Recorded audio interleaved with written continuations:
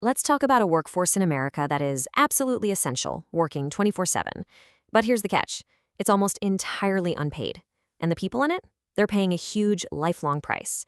We're talking about America's family caregivers, and the penalty they face is just staggering. It often starts with a very simple, powerful feeling. Take Allison, a 70-year-old caregiver. When she was asked why she left her job to care for her family, her answer was just 6 words. Everybody needed me. And that's a sentiment millions of people can relate to, right? That sense of duty, of love, of being the one who just has to step up. So, that really raises a fundamental question. When you're the one holding everything together for everybody else, what's the actual cost? To your wallet, to your life, to your future? Well, the answer is a lot. To really get a handle on the scale of this, we first have to understand the individual sacrifices people are making every single day. This is Josie. For the last 10 years, she's been the main caregiver for her grandmother, her mother, and her husband. And her words, they just capture this feeling that's so common. I'll do for my family, but I'll cut corners on me. And we're not just talking about time or energy, it's real money.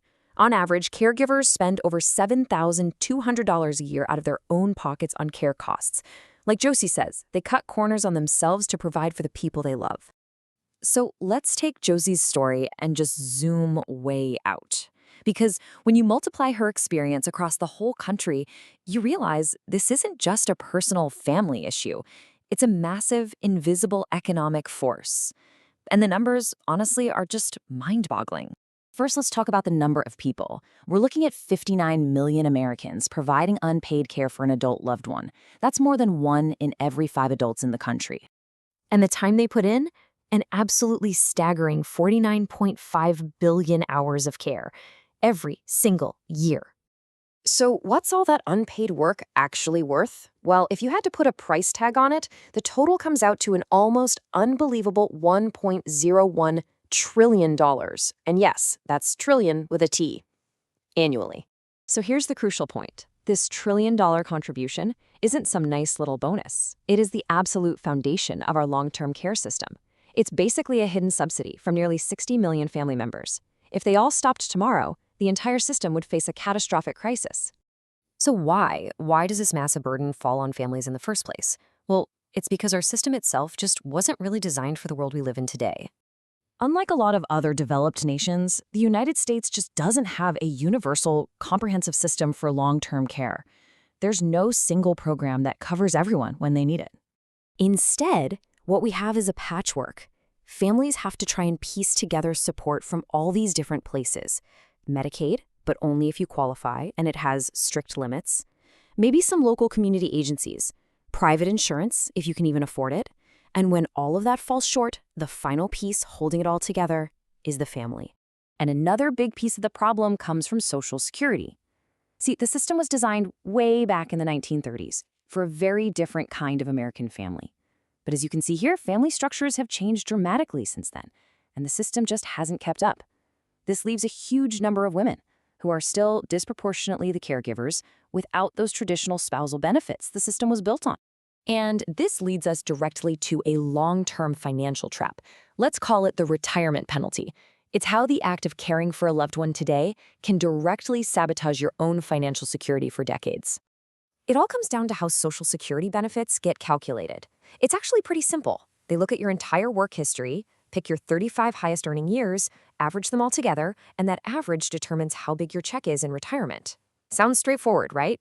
But what happens if you don't have 35 years of high earnings? This is where the penalty really kicks in. For every year a caregiver is out of the paid workforce, that year often gets recorded as a 0 in their earnings history. And every single one of those zeros that gets thrown into that 35-year average, it drastically pulls the final number down. And the result is devastating.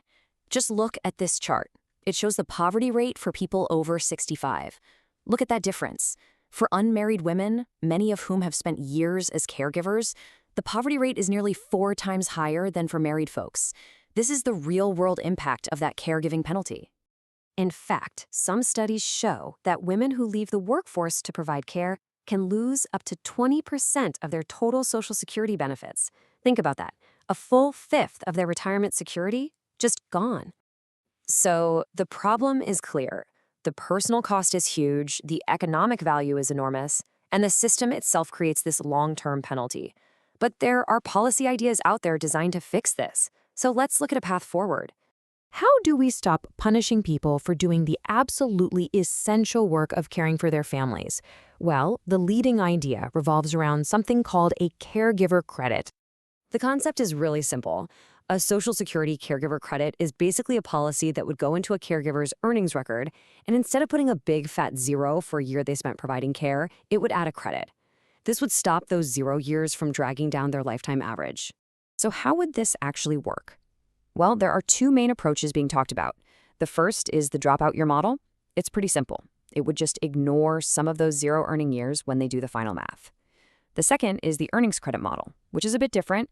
It would actively add a certain amount of credited income to the caregiver's record for those years.